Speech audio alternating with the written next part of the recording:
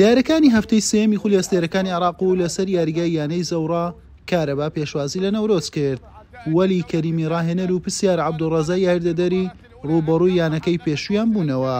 سوورپۆشانی سلێمانی هەرزوو هەڕەشیان لە خاوەن ماڵ کرد و مەڕوان حوسێن نزیک بوو نەورۆز بە گۆڵ یەکەم پێش بخات.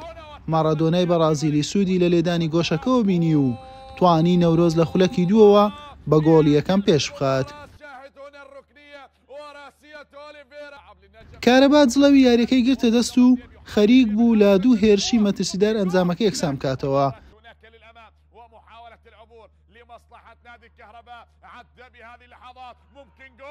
بەڵام هەر بەم گۆڵە گەیشت لە خولەشی سێزدا منتەظر عادل بە شێوەیەکی جوان تۆماری کرد.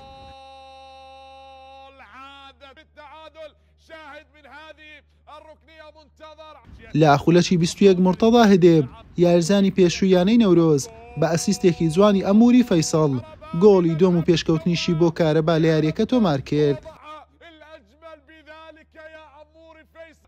نیوە یەکەم هەر هێندەی لە خۆگرت بوو. لا نیوەی دۆم یارزانان یانەی نەورۆز بە هیوای گەڕانەوە بۆ کەشی یاریەکە و یەکسانکردنەوەی ئەنجامەکە هەوڵەکانیان خستە گەڕ. ئاسۆ ڕۆستەم دوو دەرفەتی لە پێش بوو ئەم کارە بکات، سوودی لێ نەبینین و لە دەستیدان. ئەموری فەیسەڵی لاویش بەم لێدانە وەڵامی نەورۆزی دایەوە ستون بووە ڕێگر لە بەردەم گۆڵکردنی. لا خولەکی 90 نەورۆز تەواو نزیک بوو لە گۆڵی دۆم و یەکسانی. لێدانەکەی ئاسۆ ڕۆستەم ئەم جەدڕەحیمی گۆڵپارێز گێڕایەوە و لێدانەکەی محەممەد دلاوەریش بە نزیک گۆڵەوە چووە دەرەوە. یاریەکە بە سەرکەوتنی کارەبا کۆتایی هات. بەم شێوەیە نەورۆز دوای دوو یەکسانی تووشی یەکەم شکست هات.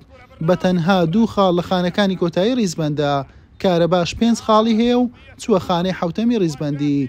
دوای وەستانی خولەکە بۆ ماوەی 20 ڕۆژ بەهۆی پشوەکانی فیفادەی نەورۆز لە هەفتەی چوارەم میوانداری نەژەف دەکات و کارەباش دەبێتە میوانی دهۆک. حوسێن محەممەد کەناڵی پێام.